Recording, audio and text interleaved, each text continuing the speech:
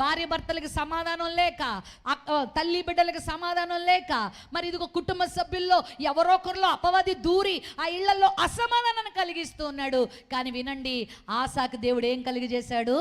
నెమ్మది కలిగజేశాడు. అవును, ఈరోజు విస్తారమైన ధనరాశులు ఉండడం కన్నా నెమ్మది కలిగి ఉండడమే గొప్ప ఆస్తి. తెలుసా? సంతోషం కలిగి ఉండడమే ఆస్తి అండి. అదే గొప్ప ఐశ్వర్యం అంటాను నేను. ఎంతో ఆస్తిపాస్తులున్నా, మరి ఎన్నెన్నో బిల్డింగ్లు భవంతులున్నా నమ్మది లేకపోతే చెప్పండి, ఏంటా బ్రతుకేనా?